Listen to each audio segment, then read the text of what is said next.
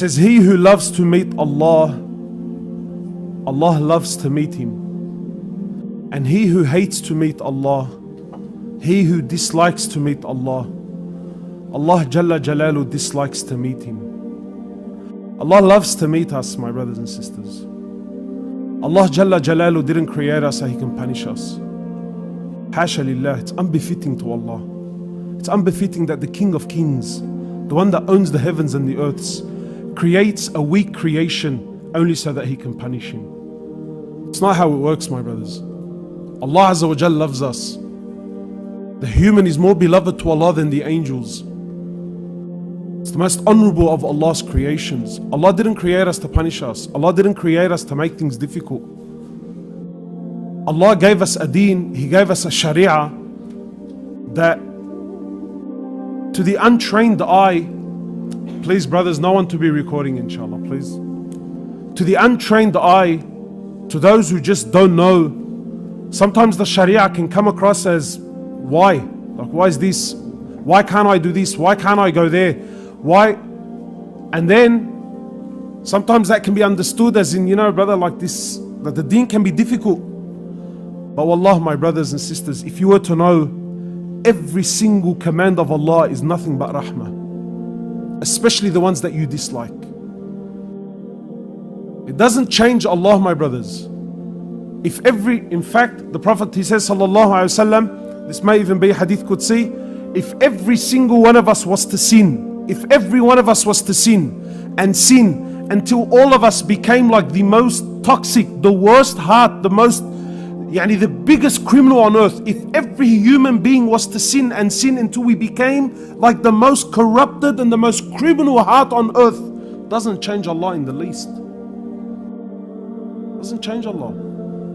And the opposite is true. If you were to worship Allah, if we were all to worship Allah until we all became like the most pure and the most purified and the best of hearts, doesn't change Allah. Allah's the King, before me, after me, during, whether I pray, I don't pray, I fast, I don't fast, I accept, I don't accept. Allah's the King. Allah owns the heavens and the earths. Allah subhanahu wa ta'ala doesn't need. When Allah tells you and I, don't do this, or do this, or stay away from this, that's only Allah's rahmah.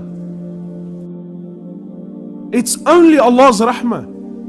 And Allah has created a paradise, the likes of which no eye, Allah mentions in the Quran, the likes of which no eye has ever seen, no ear has ever heard, no human mind or heart has ever imagined or can possibly comprehend. You can never talk about Jannah. We can mention whatever Allah's mentioned, but like you can never have a proper description. How do you describe it? Like, as a human being, we need a point of reference. Like, brother, if I said to you, brother, I went to some island somewhere and I ate a fruit and it was the most incredible fruit I ever ate. Naturally, as a human being, you're going to ask me, brother, what does it look like? How do I describe it to you? So you're going to tell me, I don't know, does it look like a banana? Does it look like I need a point of reference. But what do I compare it to? There's nothing on earth like it. How does Allah describe to this limited human being what Jannah is? How does He do it? You're limited. You're limited in your understanding. Allah says what He's created. Who did Allah create that for? Allah didn't create us to make things difficult. Allah wants us, and you see this again and again. Allah's rahmah, Allah subhanahu wa ta'ala's ability to forgive, it's incomprehensible. Wallah, it's beyond imagination. Allah gives the human chances after chance. The Prophet, he says, sallallahu alaihi wasallam, it's my son, Sarani, bro, Sarani.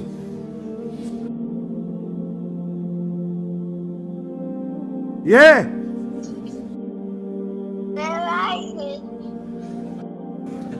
Tell me I don't want to cuss. Lucy, I'll call you back. Don't call me Baba. Why?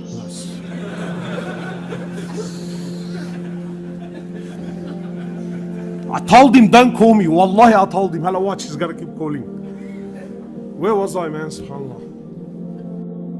Allah subhanahu wa ta'ala, Allah's ability just to forgive. The Prophet, he says, sallallahu alaihi wasallam, Allah, he says, sallallahu alaihi wasallam, he says, when one of you commits a sin, Allah subhanahu wa ta'ala writes one sin. But when any one of you does a good deed, Allah subhanahu wa ta'ala writes down 10 and He multiplies it. Allah doesn't plus. It's not like if you did one good deed, Allah gives you 10 and then Allah subhanahu wa ta'ala pluses more. Allah multiplies. Who does that? 10 multiplied by 700, by Allah multiplies, Allah multiplies. You do one bad, Allah subhanahu wa ta'ala gives you one sin. You do one good deed, the minimum you get is 10. So why is Allah subhanahu wa ta'ala doing that? So many doors for forgiveness. Sometimes you're not even conscious of it. You say astaghfirullah, Allah forgives you.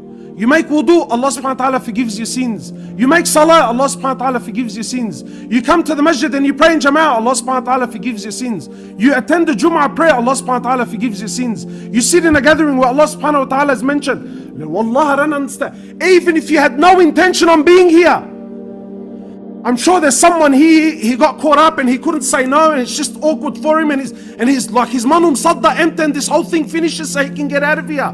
Even him, wallah, it's actually mentioned in the hadith. The angels say, oh Allah, but there's a man who has no intention. Allah says, even him I forgive him, simply because he was in the gathering. Allah hasn't created us to make things difficult or to punish. It's unbefitting to Allah. Again and again, Allah subhanahu wa ta'ala forgives sins, forgives sins. He says, oh my slave, if you came to me and your sins have reached the heavens, your sins have reached the heavens, but you don't associate partners with me, I will come to you and I will match you with mercy that match your sins. Allah wants you, my brother.